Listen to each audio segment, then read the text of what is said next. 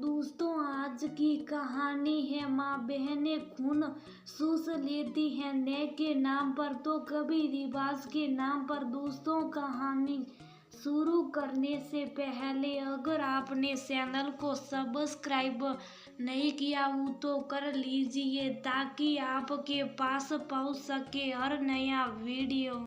जीजी जन्मदिन की बहुत बहुत शुभकामना। आप इसी तरह बस हम सब के बीच हंसती रही, खिलखिलाती रही। ईश्वर से बस यही प्रार्थना है। अच्छा, आप ये बताओ कि आज आपके लिए क्या भेज दो, आपका क्या खाने का मन कर रहा। सबसे छोटी भाभी ने अपनी सबसे बड़ी ननद से हंसते हुए पूछा, सुधा तुम कैसे इतनी दूर रहकर भी अपनी ननद के मन की बात पट लेती हो। तुम्हारी ये बात सुनकर ही मेरा मन खुश हो गया। कनागत हो चुके हैं, सुबह से ही मेरा इमरतिया खाने का मन कर रहा था। खैर छोड़ो, यहाँ सब मिलता ही है। जब वहाँ आऊंगी तब अपनी खूब खातिरदारी करवाऊंगी। अभी पीछे से किसी का फोन आ रहा, मैं तुम्हारे बाद में बात करती हूँ। फोन कट चुका था पर हमेशा की तरह बड़ी जीजी ललिता जी का निशाना सही जगह लग चुका था। सुन, तू दुकान जा रहा है, मेरा एक काम कर देना। आज तेरी बड़ी बुआ का जन्मदिन है, उनके लिए किलो इमरतियाँ कुरियर करवा देना। सुधा जी ने दुकान जा रहे अपने बेटे को पीछे से टोकते हुए कहा, क्या माँ, आप ही तो हमेशा पीछे से टोकने के लिए मना करती हो। और ये क्या नाटक लगा रखा आपने। ऑर्डर चलाया और हो गया काम। बहुत आसान लगता ना आपको ये सब। राहुल ने झुंझलाते हुए कहा, एक बुआ हो तो उनके घर भेज दो। पांच बुआ, एक के यहाँ भेजे और दूसरी के यहाँ नहीं। आखिर कब तक ये चलता रहेगा। तुझे नहीं भेजना है तो मुझे बता दे, मैं तेरे पापा से बोलकर भिजवा दूंगी। और जीजी का आज जन्मदिन है इसलिए बोला है। सुधा जी बहुत गुस्से में थी। माँ सब आपके सीधे होने का बहुत फायदा उठाते हैं कि यहाँ भेजे और दूसरी के यहाँ नहीं। ये तो लड़ाई वाली बात होगी और बुरी आप बन जाएगी। और फिर आपसे बड़ी आपकी 3 जेठानी भी, क्या उन्हें बुरा नहीं लगेगा अगर उन्हें बिना बताए ये सब करे। याद है आखिरी बार भी मंजली बुआ ने त्योहार से पहले ऐसे ही घेवर मंगवा लिया था। तब बड़ी ताई ने कितना ही गुस्सा किया था। राहुल और सुधा जी के बीच हो रही बात के बीच में आकर राहुल की पत्नी पारुल ने कहा, तुम बिल्कुल सही कर रही हो बहू। मुझे तो खुद जाने कितने साल हो चुके हैं तुम्हारी माँ को समझाते हुए। रमेश जी ने भी पीछे से आकर पारुल की बात का समर्थन किया।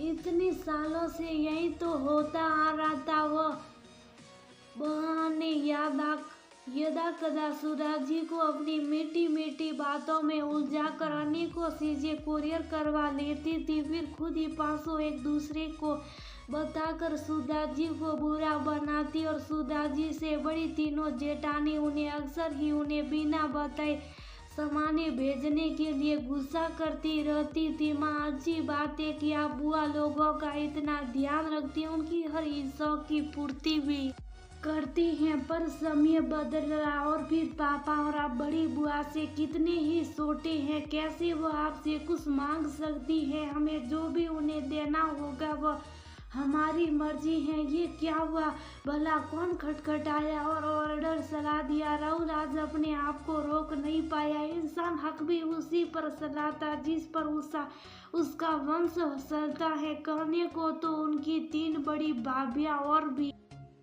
है पर पूछती एक भी नहीं। और आज हमारे पास है तो हम कह रहे नहीं होगा तब नहीं करेंगे। वैसे भी बहन बेटियों को देने से बरकत ही होती। माँ, वो जमाने गए, अब तो नहीं होगा। तभी बहनें खुद चूस लेती है न्याय के नाम पर तो कभी रिवाज के नाम पर। तुम अपनी बुआ के लिए ऐसी बात कहोगे, मैं सोच भी नहीं सकती थी। ऐसा बोलकर तुमने सिर्फ और सिर्फ मेरे संस्कारों पर उंगली उठाई। कह रही है तुम्हारी अपनी जिंदगी और अपनी सोच से अब तुम बड़े हो चुके हो और अपना भला बुरा सब समझते हो, पर जब तक मैं जिंदा हूँ जितना मुझसे बन पड़ेगा मैं करूँगी। सुधा जी ने अपनी बात कही और मंदिर में पूजा करने के लिए सट गई।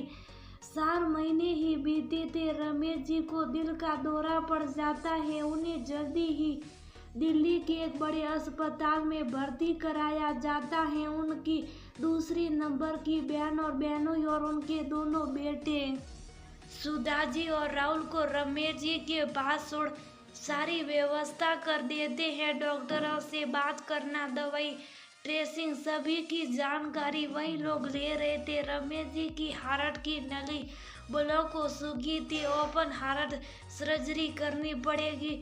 आप अभी 15 लाख रुपए जमा कर दीजिए। डॉक्टर ने परीक्षण करने के बाद राहुल से कहा था, इतना सारा कैश वो भी एक साथ। राहुल के तो पसीने ही छूट गए थे। सारा पैसा जमा हो गया है, तुम्हें चिंता करने की कोई जरूरत नहीं। सारो बुआ ने पीछे से राहुल के पास आकर कहा, भैया को कुछ नहीं हो सकता, सब ठीक हो जाएगा भाभी, और तुम्हें चिंता करने की कोई जरूरत नहीं है। बाकी भैया और भाभी भी अभी बस दिल्ली के लिए निकल ही चुके। सुधा जी के आंसू थमने के नाम नहीं ले रहे थे। उन्होंने ईश्वर का हाथ जोड़कर सबसे पहले वंदन किया। भाभी ये लो, सबसे पहले चाय पियो। कल से आपने कुछ खाया भी नहीं। अगर शरीर में ही ताकत नहीं रही तो नंदों की सेवा कैसे करोगी? बड़ी बुआ ने हंसते हुए कहा। गमगीन माहौल हल्का हो चुका था। अभी लोग ऑपरेशन सफल होने की दुआ करने में व्यस्त हो चुके थे। दोस्तों, अक्सर ही घरों में नंदों को बुरा ही बनाया जाता है। हो सकता है कुछ परिस्थितियों में कुछ एक होते भी हैं जो अपने परिवार को बिगाड़ना चाहती हैं, पर कभी अपने ऊपर भी बात रख कर देखिए। जब आपको अपने मायके से वही सम्मान और प्यार न मिले तब कितना बुरा लगता। शादी के बाद बेटियां सिर्फ और सिर्फ प्यार की भूखी होती। उन्हें पैसे और जायदाद से कोई लालच और मोह नहीं।